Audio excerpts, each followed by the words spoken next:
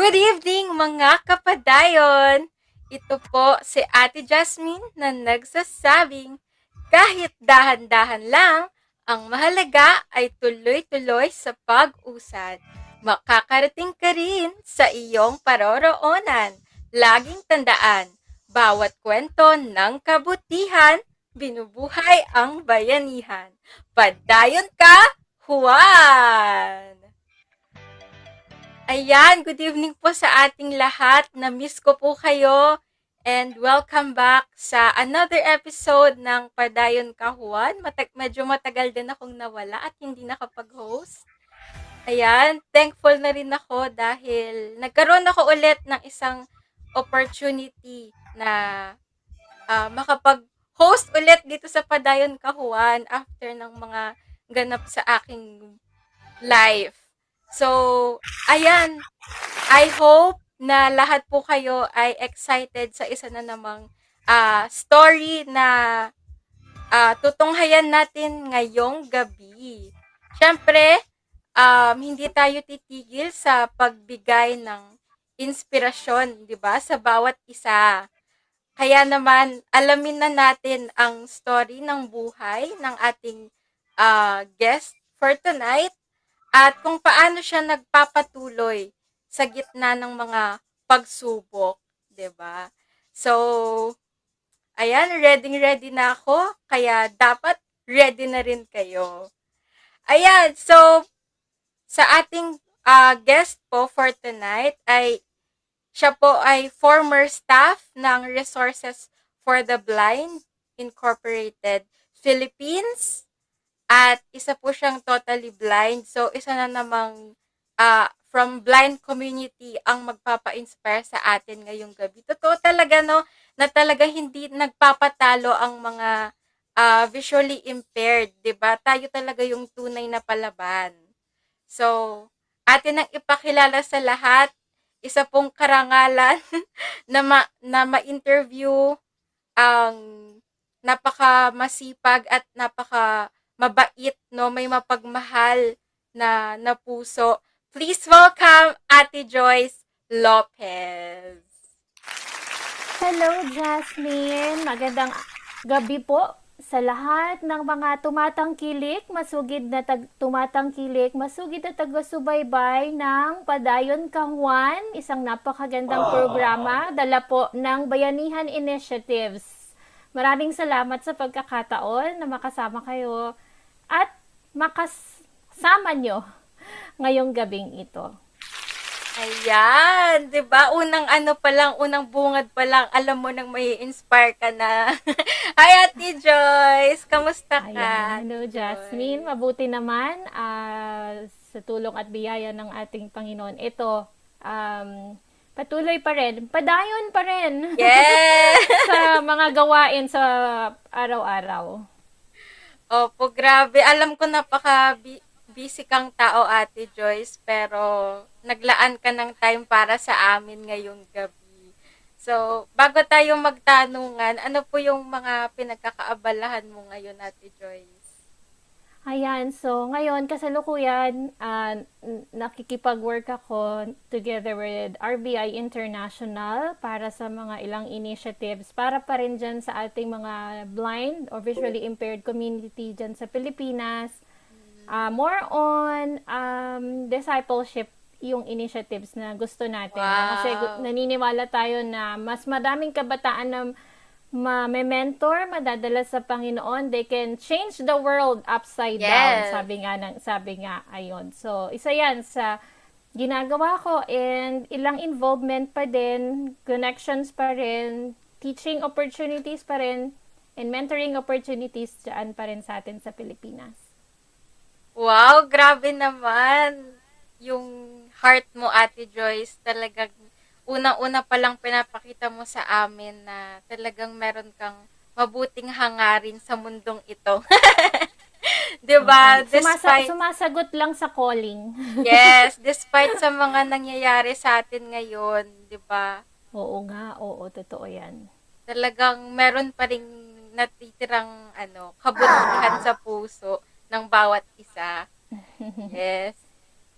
So, Ayan, Ate Joyce. Kwentuhan nyo naman po kami kung ano yung journey ninyo bilang isang totally blind. Ano po ba yung, kung pwede pong malaman ano po yung case ng mata ninyo, tapos paano po kayo nagsimula? Okay, so I was born premature. So 7 months ako nung ako ay ipinanganak. Pero hindi pa agad alam ng family ko na blind ako. It was until 8 months old na ako nung napansin nila na parang may kakaiba kasi yung stage na yon kapag 8 months ka na daw, dapat kaya mo nang umabot ng gatas, pag inaabot Mm. sa'yo, kaya mo nang sumunod sa ilaw, yung mga ganon, mga Ah, laruan, ganyan. So, wala daw response. Doon sila nagtaka and may nakapansin na iba nga, merong parang something white daw sa mata ko. So, doon na sila nag-start na ipa-check kung ano yung problema. mm. And doon pa lang nila nalaman na visually impaired na nga ako due to retinopathy of prematurity. Ngayon, pero noon, ang ina-explain talaga nila is na-overdose ng oxygen yung mata ko. Mm. So, dahil kulang ka sa buwan, nilalagay ka sa incubator, dapat daw Incubator, yung yes. tinatakpan. So, yung sa akin daw, hindi natakpan. So, na-direct yung ilaw doon sa mata. Ngayon naman, ang sinasabi na nila is, hindi daw nag-develop yung retina. So, whatever it is, ganun pa rin naman ang dulo, visually impaired pa rin tayo. Yes. Pero nagpapatuloy. Hindi naging ganun kadali sa family kasi syempre first child ako eh. Tapos ang tagal nilang hinintay. 4 years Mm. na silang married pero wala pa silang anak. So parang nun nga eh, parang plano na nila mag-adapt nun. Pero yun nga, dumating naman na nabuntis yung mama ko.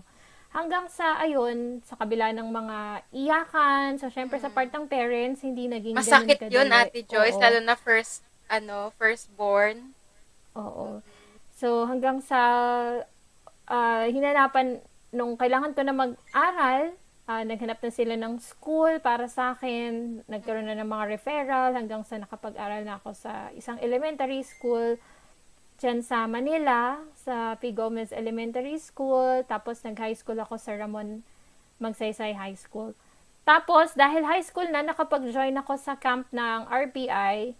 Doon ko nalaman na may program sila for college. Doon naman sa Bible School. Na nung una, hindi ko rin alam na doon pala talaga ako makakapasok. Um, pero dahil yun yung parang sa loob ng ilang taon na pagsama ko sa RBI camp, doon ko nakilala yung program na Bible School program na yon. So nag-decide na ako. High school pa lang ako, nakaano na sa isip ko na magba-Bible school ako. So nung college, nag-take ako ng Bachelor of Arts in Bachelor of Science in Theology sa Rosales Wesleyan Bible College. And then Wow. uh, nag-internship ako sa RBI for 2 months. And then, another internship kasi, bago ka graduate sa Bible School, 1 year internship. So, yung 1 year Mm. internship ko, sa RBI ulit yon pero hindi ko alam na yung 1 year pala na yon um, nagpaplano na sila na ilagay ako sa provisionary. Ibig sabihin, for 6 months under evaluation ka, kapag okay ka, after sa 6 months 6 na months. yon papasok ka as, magiging regular ka. So, blessing ng Lord, at na regular ako bago pa ako graduate last 2008. So, nag-regular ako sa RBI 2007, nag-graduate ako sa Bible School 2008. Hanggang sa, yon nagtuloy-tuloy na yung ministry ko sa RBI for 17 17 17 years na Wow, na ang tagal pala. nakapaglingkod ako sa blind community through RBI. Ang tagal Yun. pala, Ate Joyce. And ang ganda din nung naging journey mo. Kasi, yun pala yun, yung parang bata ka pa lang, siguro parang inano na ni Lord sa'yo na or yung calling mo talaga is to serve, 'di ba? Lalo na sa blind community. Siguro kasi hindi ganoon eh, hindi talaga yun yung gusto ko. At So may iba pagpasok ka ko pa ng pong gusto. oo. Pagpasok ko ng college sa Bible school, nung medyo graduating na, di syempre mag-iisip na, usually pag Bible school, Yes. ilalagay ka na nila sa church, kung saan kang church. That time, hindi ko alam. Kasi sabi ko, parang hindi naman bagay yung personality ko sa church.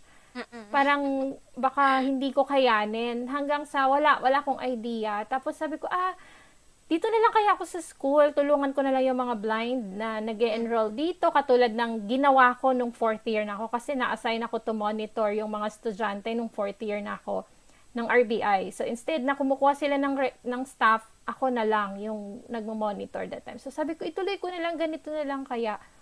Pero hindi pala ganun kasi yung president ng school, ayaw niya. Sabi niya, wala kang exposure kapag dito ka lang sa loob.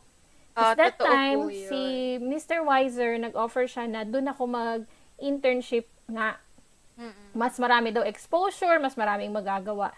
So, ayun, doon ako nag-start na mapasok sa RBI. Pero hindi ko pa rin iniisip na yun yung magiging serving place ko. Kasi Yung wala calling. talaga sa isip ko yun. Hindi talaga doon yung hindi talaga doon yung ideal workplace ko or serving place ko. Hindi katulad ng iba na naririnig ko yung mga batang blind na nakakausap ko. Gusto ko din dito mag-work sa RBI. Hindi ganun yung akin noon. So, ngayon po na siguro na open niya sa sarili niyo na para talaga, kailan niyo po na-realize yun na parang para talaga ako dito? Kailan niyo po yun nayakap? After how many years, nung regular na ako doon, nag-struggle pa rin ako. 1 year, 2 years na struggle nung na-assign ako sa front desk. Sabi ko, hindi ko naman to inaral. Yung mag-inventory ka. Nag-Bible school ako, hindi naman Ay, administration may yung inaral pag-inventory ko. pa pala. Na ano. Oo. So, kailangan mo mag-inventory ng stocks. Kung meron, ano pa yung wala na, ano yung meron pa. At that time, mahigpit si Mr. Weiser, yung director ng RBI. Dapat hindi kayo nauubusan, blah, blah, blah. So, marami rin ako mga failing times noon. Lagi rin ako napapagalitan. So, yung 2 years na yun is talagang 2 years of discovery. Kasi hindi talaga ako sure. Until pagkatapos ng ilang panahon, pagkatapos kong ma-assign sa front desk ng RBI, nalipat ako, naging training coordinator ako, at iba't iba pang mga assignments. Hanggang sa parang, unti-unti na lang, umuusad yung taon, umuusad yung mga activities, yung programs na nai-involve ako. Until one time, na-realize ko na lang na, okay. So, I already found my purpose in life. It is to serve the blind people. The blind. Dito nga sa RBI. Yes. Ang ganda po nung naging journey ninyo, yung process kung paano nyo na yakap talaga na isa na kayong ganap na volunteer. Diba? Totoo po yun, lahat tayo dumadaan sa mga struggles, diba? Hindi talaga natin may iwasan yun. So, sa workplace nyo po ba, Ate Joyce, meron din ba kayong struggle? Kasi syempre marami sa mga blind ngayon, hindi lang sa loob ng RBI or kumbaga kahit sa mga corporate setting, 'di ba, nahihirapan sila dahil sa mga struggles nila. So sa tingin niyo po, ano po ba yung dapat na gawin or ano po ba dapat yung treatment na pwedeng ipakita para sa kanila? Sa RBI is of course regular treatment lang. Wala namang Walang special, treatment. walang baby. Siguro ang ano lang doon, ang talagang parang naging highlight lang is I'm working for the blind. Yun lang. Pero yung treatment ng nasa labas ka ng isang blind organization at nasa loob ka is pareho lang. So yung struggle pareho lang din. May time na malilate ka rin. Na-relate din ako ng mga pag-submit ng mga project proposals ko. May mga struggling times din ako kasi hindi ako magaling sa written output. Kaya mas gusto ko yung nagpe-present. Mas madaldal kasi ako kaysa sa writing. Kaysa magsulat. Ganyan. Mas gusto ko yung nakikipag-deal ako sa mga tao. So yun yung struggle ko that time na parang hindi in line yung ginagawa ko. But the opportunity na magawa yung mga bagay na yon, yung ma-experience mo siya, kahit hindi yun yung linya mo, is nagdala sa akin dun sa point na natutuhan ko at nakita ko yung iba't ibang aspect ng programs and services na meron yung organization where I am working with. And sa treatment, syempre, yun nga, regular treatment, it's just that meron pa rin pagkakataon na hindi kasi ibig sabihin na nasa isang organization ka na parang, 100% perfect na yan, accessible na yan, kasi blind organization nga eh. Pero hindi. May mga times na Meron ikaw pa pa rin rin. yung magta-try paano mas magiging accessible para sa iyo yung work mo. Ang kagandahan lang doon, meron kang supportive na supervisor, meron kang Yes. supportive na mga office mates na pwede ka mag-suggest sa kanila ano yung para sa iyo is accessible at mas magagawa mo ng smooth, if not perfect but smooth yung trabaho na ipinapagawa din sa iyo. So, yun, I think ano lang talaga, it's yung being teachable, no? Kahit na struggling ka, kailangan mo maging teachable sa workplace. Kailangan mong hindi maging emotional, yung hindi ka madaling ma-down Madala sa sa situation. Oo. Yes. Yun. Yun sabi nga nila, totoo yun eh.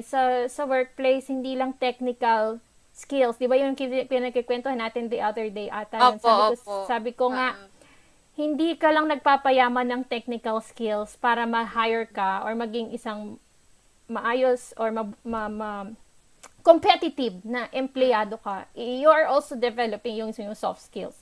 So, what I mean is, dun ako na-develop when it comes to emotions, yung pag pinapagalitan ka ng boss mo, hindi ka pwede magtampo sa kanya Tampo. kasi araw-araw mo siyang kasama and Totoo. you have to accept it na kaya kanya dinidisiplina, pinapagalitan. So, may ganun akong moments ha. Pinagalitan din ako dati. Nadisiplinahan din ako dati kasi late yung report ko. Oo. Ano pa? So, yung mga ganun, it's fair. Fair yung pagtrato nila.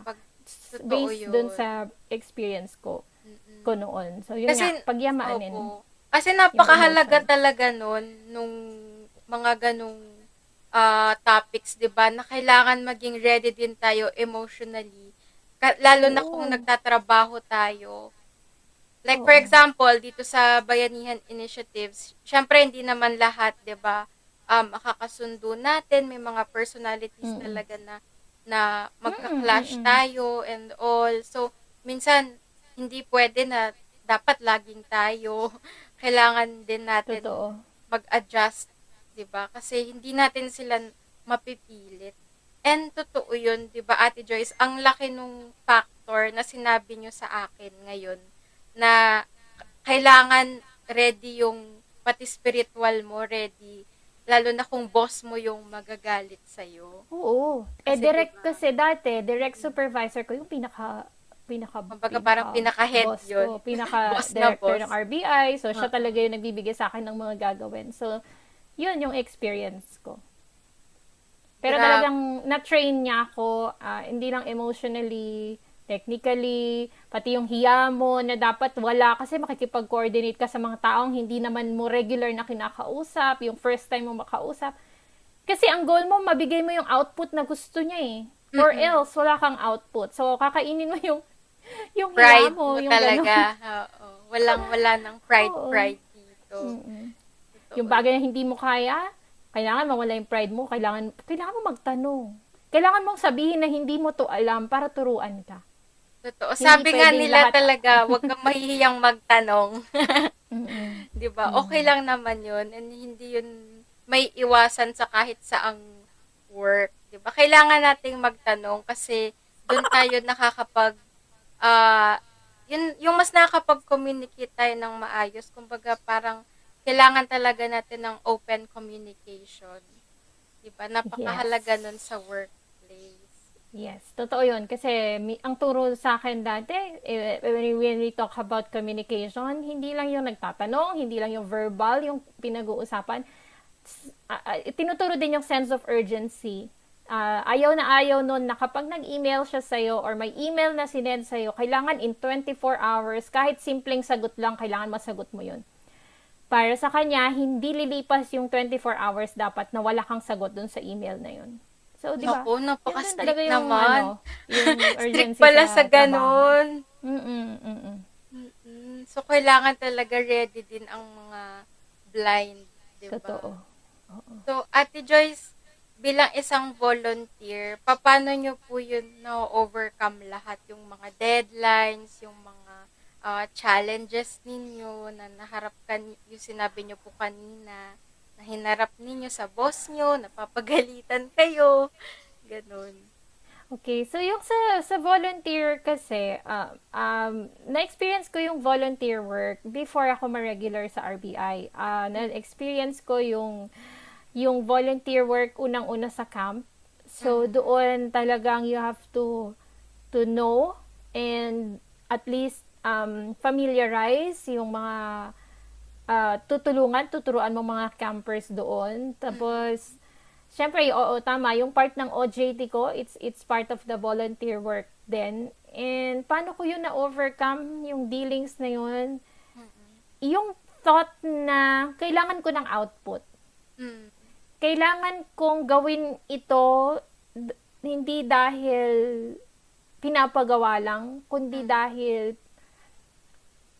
para sa akin, noon, sabi ko, lahat ng gagawin ko, it's my way of worshiping my Lord. So, kahit mahirap siya, parang yung mindset ko kasi dati, sabi ko, hindi lang naman ako nag-worship through music, hindi lang naman ako nag-worship sa church. So, ito na, tapos Christian organization pa yung pinagtatrabahuan ko. So, parang, sabi ko, kahit mahirap, lahat ng gagawin ko, it's my way of worshiping the Lord. And Yes. yung opportunity na nandun ka, kasi bihira yung pwede kang mapasok doon, magkaroon ka ng ganong opportunity. So, wala ka na lang ibang iisipin kundi, okay, wala mo na yung hiya-hiya. Kailangan gawin mo, kahit small output lang, kung may kulang, and then, yun yung time na tuturuan ka niya kung paano mo pa ma-enhance or paano mo pa i-develop yung output na kailangan. Yun lang, Yes. ganun lang. During volunteer times, hanggang sa nung regular employee na ako ng RBI. Ganun na ganun yung lahat ng iniisip. Pero sabi ko nga, hindi madali. Pero Tsaka yun ang napakahalaga pinaka-main. nung sinabi mo, Ate Joyce, na bawat trabaho, kailangan ginagawa natin to, di ba, worship natin to for the Lord, for God. Kasi napakahirap lahat ng trabaho kung hindi natin Oo. binibigay sa Kanya. Di ba? Totoo. So, Totoo. pa Hindi yun? siya, walang madali. Hindi madali yung 17 years ko doon. It's full of challenges. It's full of discovery, sabi ko nga. Pero lahat ng yun, masasabi ko na binigyan ako ng joy para gawin yung bagay na yun. Kaya kahit mahirap siya. So yun nga kasi yun pag may joy ka sa isang ginagawa mo, kahit mahirap yun, Kaya makakita mo mong na lang yung gawin. araw na lumilipas na lang siya na, Tapos nagawa mo ko na. pala siya. Tapos mo na. So, Yes. yun ang secret doon. And speaking of Camp Ate Joyce, ano po ba yung balita ngayon? Balita ko merong mga news na yung may summer camp daw po ba ngayon? Invite niyo po yung ating mga kapadayon. Ayan. Lalo na may mga So, nakakamiss ng summer camp. oo nga. So, lahat ng mga nanonood na visually impaired, kung hindi ka pa nakakapag-camp, so meron tayong summer camp this year sa Rizal Recreation Center sa May 4 to 9. So, mahaba na siya ulit. Yes, 5 bumalik na days sa na dati.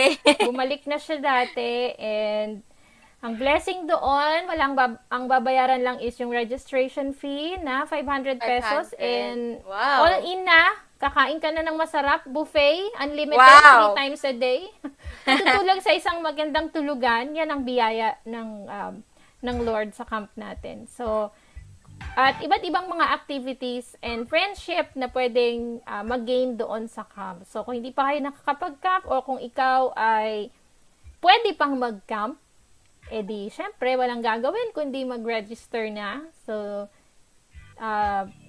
send na lang ng private message sa akin. Send lang ng private message sa akin. pwede daw mag-volunteer, Ate Joy, sa camp, sabi ni Ate Venice. Oo. Pwede siguro makipag-coordinate sa mismong camp director kung ano man ang gustong gawin, no? Sa Basta may volunteer work. pambayad ka, te, paano pabiyahe Basta may yung ticket mo. Oo. So, ayun, we can discuss that kung ano ba yung mga concerns or I mean, ano yung mga considerations kapag nagvo-volunteer. Kasi, ayun nga, makikipag-deal ka sa mga kabataan for the whole 6 days. Kaya medyo, alam yun, meron mga considerations. But, if, pwede na makipag-coordinate. Kung gusto talaga, Camp ate, no? director. Pwedeng, Oo, pwede. pwede. Yes. Ayan, Ate Joyce, ang ating last na segment for tonight is eto, yung ating complete the statement. Sana, ay naku, excited ako sa sagot ni Ate Joyce dito. Ayan, Ate Joyce, complete the statement. Padayon ako sa blank. Okay, padayon ako sa pagsaserve sa Lord through our blind community dyan sa Pilipinas at kung saan pa ako dadalhin. Basta, serve lang ng serve para sa empowerment ng mga visually impaired natin kasi yun yung malapit talaga sa puso ko. So, in whatever possible ways, maglilingkod tayo sa Lord sa pamamagitan ng ating blind community. Yes, ang ganda naman. Ayan, Ate Joyce, bago po namin kayo i-let go, bago tayo mag-end ng ating padayon kahuan, sino po ba yung mga gusto ninyong pasalamatan or mayroon po ba kayong mga pa-shout out? Ayun, gusto ko lang pasalamatan yung mga nandito sa Bayanihan Initiatives. Thank you for inviting me and allowing me to at least share a little bit of my story kung paano naging mabuti ang Diyos sa buhay ko. At kung paano din, I'm sure, gustong maging mabuti ng Lord sa buhay ng bawat isa sa inyo. Sa bawat isa sa mga nanonood. So, yun lang. Shout out sa lahat ng mga RBI family and blind community na nakakakilala po sa akin dyan. So, padayon lang sa inyong mga ginagawa. Siyempre, sa magandang ginagawa, yun ang ipagpapatuloy. At ang hindi magandang ginagawa, yun ang hindi ipagpapatuloy. Salamat ulit. Thank you din, Ate Joyce, sa inyong time para sa padayon kahuan ngayong gabi. And I'm sure lahat kami talagang na-inspire sa inyong story, 'di ba, sa mga na-share mo. And isa po sa mga naiwan sa akin, number one talaga na tumatak sa akin is yung maging ready ka sa kahit na anong hamon ng buhay, 'di ba? Sa workplace man 'yan o sa kung ano man yung ginagawa mo. 'Di ba? Kasi yun talaga yung kailangan natin yung lakas. At syempre, wag nating kakalimutan na i-offer lahat ito kay Lord, 'di ba? Para mas maraming mga, alam mo yun, maganda kasi yung balik sa atin kapag lahat ito binigay natin kay Lord, 'di ba? Kasi siya yung source ng ating pagiging ever ready. Yes, amen. Ayan, maraming salamat po sa lahat ng mga kapadayon na sumubaybay, sumuporta at nag-abang talaga sa episode na ito. I hope na lahat po tayo ay na-inspire sa napakagandang kwento na hinatid sa atin ni Ate Joyce ngayong gabi. Again, ako po muli ang inyong Ate Jasmine na nagsasabing bawat kwento ng kabutihan, binubuhay ang bayanihan. Padayon ka, Juan! Hanggang sa susunod na linggo. Salamat po!